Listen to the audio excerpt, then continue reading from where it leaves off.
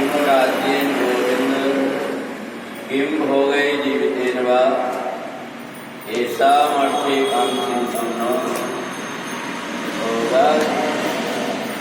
भगवान से अर्जुन ने जैसे ये देखा कि महाभारत के युद्ध में मेरे सामने कौन खड़ा हुआ, तो वो जब देखता है कि मेरे सामने तो मेरे अपने ही व्यक्ति खड़े हुए हैं, जिनके लिए हम संसार की वस्तुओं इकट्ठा करना चाहते हैं, अच्छे से अच्छा घर बनाना चाहते हैं, परंतु अगर वो सब व्यक्ति अगर ना हो तो ऐसे सुख का कोई लाभ नहीं। तो इसलिए अर्जुन ने भगवान से साफ मना कर दिया कि न काम से विजयम कृष्ण न च राज्यम सुखाने जा।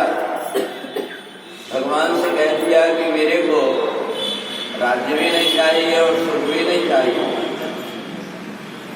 तो भगवान ने अर्जुन से पूछा कि जीवन में राज्य और सुख क्या अपने और अपने परिवार के लिए ही चाहिए और कोई दायित्व नहीं है? अगर व्यक्ति ऐसा सोचने लगे कि मैं कोई पद में रहूं तो अपने घर और परिवार अकेले का भला हो, ये सोच करके अगर कर्म करता है तो ये उसका कर्म स्वार्थ है। और इसलिए अभी तक के जिस युद्ध की तुम तैयारी कर रहे थे, जिस युद्ध की प्रतीक्षा कर रहे थे, उसी युद्ध को अब तुम्हारे सामने है तो तुम भाग रहे हो। इससे लगता है कि तुम्हारे अंदर अज्ञान और मोह बैठा हुआ है। ये अज्ञान और मोह के कारण ही मनुष्य केवल अपना सोचता है। परंतु यदि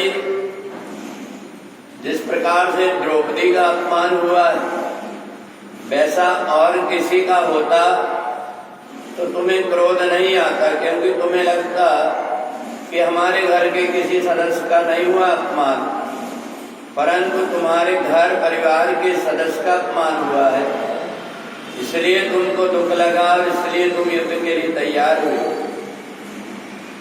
वास्तव में जो ज्ञानी व्यक्ति होता है वो अपना नहीं, समाज का और देश के विषय में सोचता है कि हमारे देश में, हमारे समाज में कोई प्रकार का पाप ना हो, अनाचार ना हो, चाहे मेरे साथ में चाहे दूसरे के साथ में भी अन्याय नहीं होना चाहिए।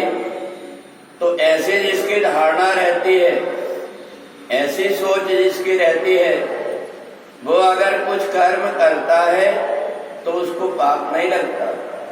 परंतु जो अज्ञान के कारण, मोह के कारण केवल अपना सोच करके कर्म करता है तो वो पाप और पुण्य के बंधन में बंध जाता है।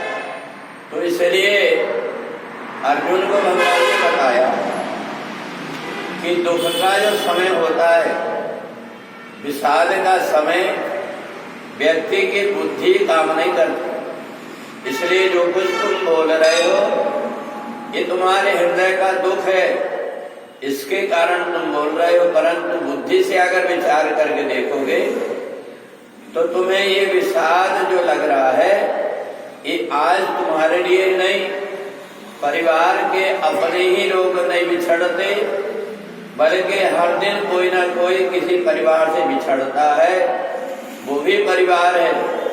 परंतु तुरंत के तुरंत में अगर कोई घटना घटती है तो हमारा हृदय ऐसा द्रवीभूत हो जाता है कि हम सोचते हैं कि अब दोबारा हम ऐसा कर्म नहीं करेंगे।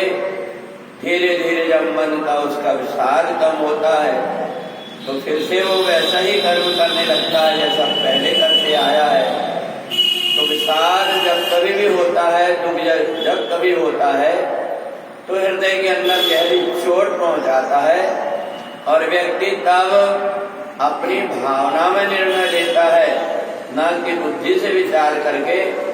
इसलिए भगवान कहते हैं तुम से विचार करके देखो कि अगर आज तुम्हारे साथ में हुआ है, ऐसा सब घर और परिवार में होने लगे तो फिर समाज की स्थिति क्या होगी।